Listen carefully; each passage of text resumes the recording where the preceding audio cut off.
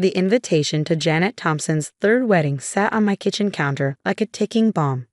Bold embossed letters on cream cardstock announced her upcoming marriage to Bradley Henderson, retired CEO and millionaire. The invitation was addressed only to my husband, Michael. My name had been deliberately, pointedly omitted. I'm Claire Thompson, owner of Thompson Security Solutions, one of Chicago's top home security firms. The irony of being accused of theft by my mother-in-law while running a security company wasn't lost on me.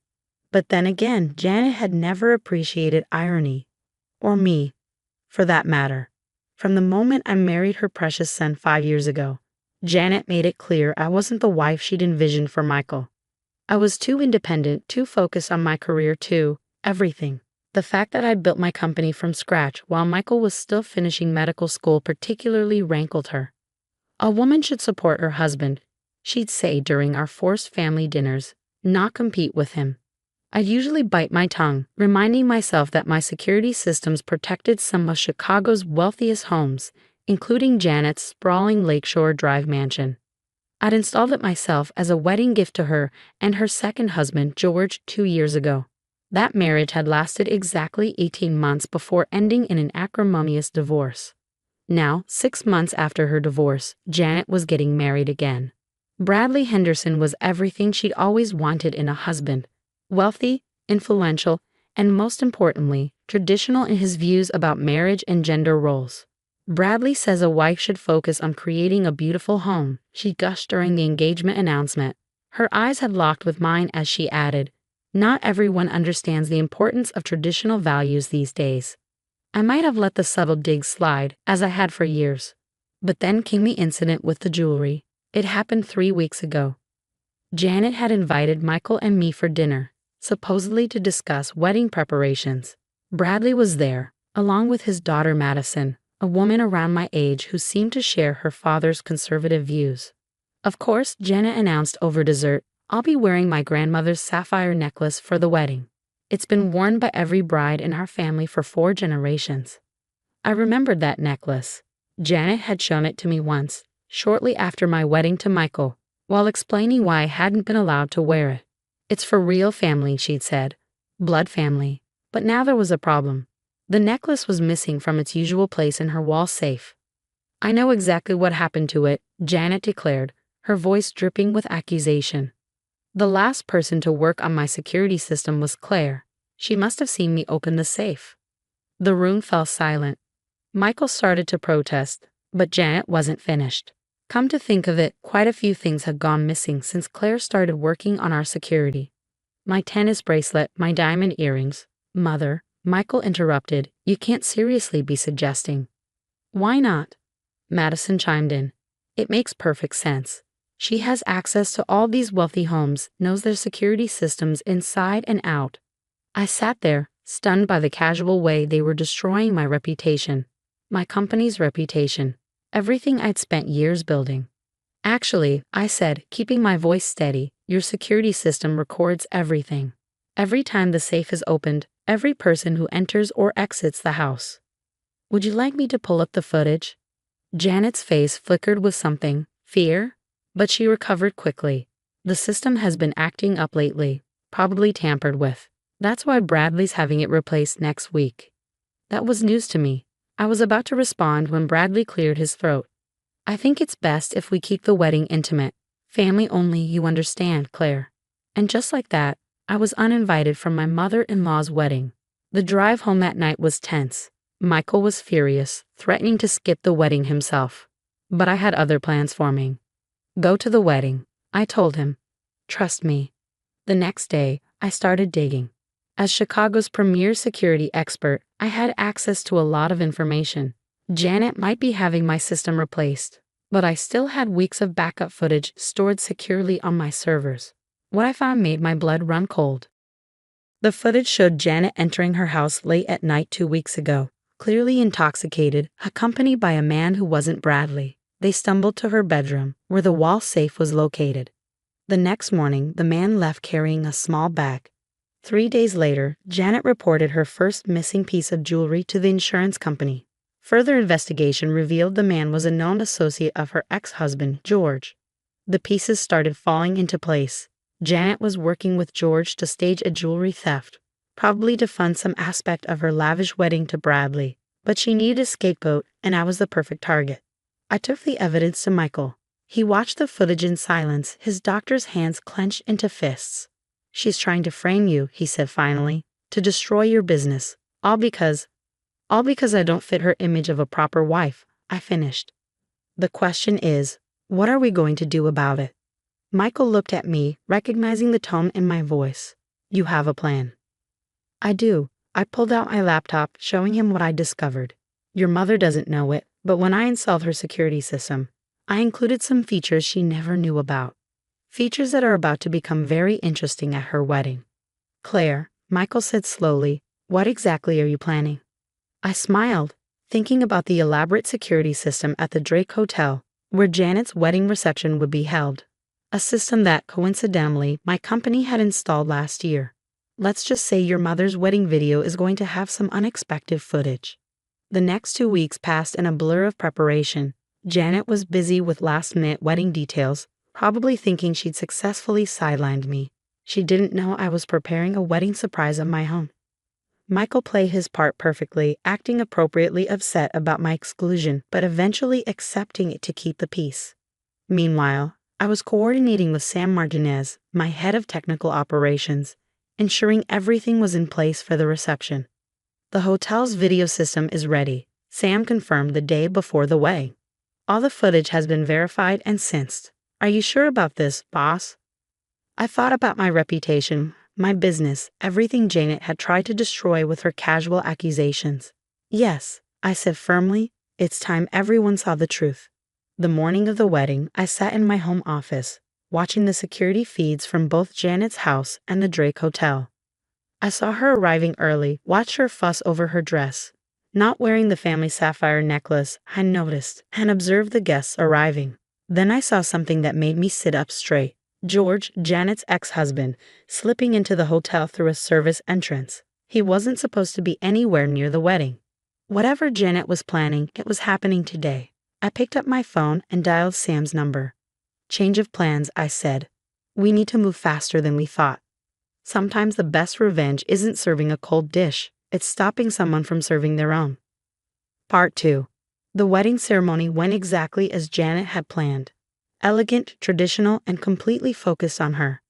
Through the hotel's security feeds, I watched her walk down the aisle in a designer gown that probably cost more than most people's cars. Bradley beamed at her from the altar, completely unaware of what his bride had been up to. I noticed Madison, Bradley's daughter, sitting in the front row, occasionally glancing at her phone. Something about her behavior seemed off, but I couldn't quite put my finger on it. The reception was being held in the Drake's Gold Coast room, its crystal chandeliers and ornate decor perfectly suited to Janet's taste for grandeur. As guests filed in for the celebration, I watched George, Janet's ex-husband, skulking near the service entrance. He was dressed as a waiter, but I knew the hotel's staff roster. He definitely wasn't supposed to be there. "Sam," I said into my phone, "are you in position?" "Ready when you are, boss," he confirmed. "Hotel security has been briefed. They're watching every exit." I'd spent the morning coordinating with the hotel's security team, sharing the evidence I'd gathered. They were as eager as I was to prevent any potential theft or disruption. The reception began with the usual festivities: first dance, toasts, dinner service. Through it all, I watched Janet getting increasingly nervous, checking her phone, whispering with Madison when Bradley wasn't looking. Whatever they were planning was going to happen soon. Then I saw it. During a particularly loud moment of the band's performance, George slipped into the ballroom carrying a waiter's tray. But instead of heading toward the kitchen, he made his way to the gift table, where expensive presents from Chicago's elite were displayed. "Now, Sam," I commanded. The lights in the ballroom dimmed slightly as the massive screen behind the head table, supposedly for a photo montage later, flickered to life. But instead of wedding photos, it showed security footage from Janet's house. The first clip was from 2 weeks ago. Janet and George entering her house late at night. The timestamp was clearly visible in the corner. The audio was crystal clear thanks to my high-end security system. "The insurance will cover the jewelry," Janet's voice rang out through the ballroom's speakers. "Bradley will never know we're using it to pay off your gambling debts." We just need someone to blame." The room went dead silent. Bradley stood up so quickly he knocked over his champagne glass. But the video wasn't finished. The next clip showed Janet and Madison in Janet's study yesterday. Once Claire's reputation is ruined, Madison was saying, her security company will fail. Then Henderson Security Solutions can take over her contracts. Daddy's been wanting to expand into that market anyway. I hadn't known about that part of their plan. Bradley wasn't just a retired CEO. He was planning to use his daughter to take over my client base after they destroyed my reputation. The footage continued, showing George removing jewelry from the safe, Janet filing the insurance claim, Madison making calls to my clients suggesting they should be concerned about their security provider. Throughout the ballroom, phones were out, recording everything. I knew Janet's social circle. This would be all over Chicago by morning. Security breach. Janet screamed, trying to stop the video. Someone's hacking the system. Actually, Michael said, standing up at the head table, this is the system working exactly as it should. My wife designed it that way. Hotel security was already moving in, surrounding George before he could reach the gift table. Madison was frantically deleting something from her phone. But it was too late. I'd already backed up all her communications about their plan. The police are on their way, I announced, finally walking into the ballroom. Every head turned to watch me approach the head table. They're very interested in this insurance fraud scheme. And the corporate espionage angle. That's going to make fascinating headlines. Bradley's face had turned an interesting shade of purple. Madison? What is she talking about? But Madison was already being approached by hotel security, who'd found some very interesting items in her purse, including a flash drive containing confidential information about my clients that she definitely shouldn't have had. Janet stood up, her wedding dress rustling dramatically. You, she pointed at me. You're trying to ruin my wedding. No, Janet, I replied calmly. You ruined your own wedding when you tried to frame me for theft. I'm just providing security footage, what my company actually does.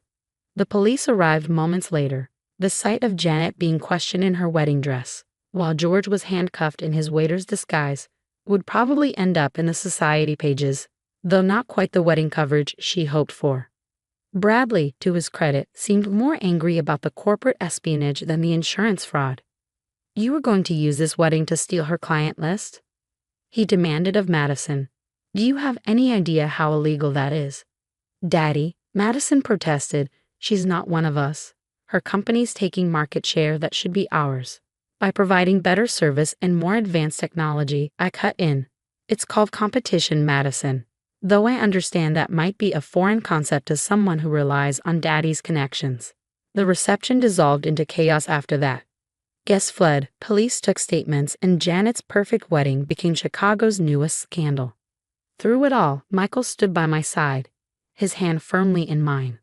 I'm sorry, he said quietly. I knew my mother was capable of some pretty terrible things, but this? Don't apologize for her, I told him.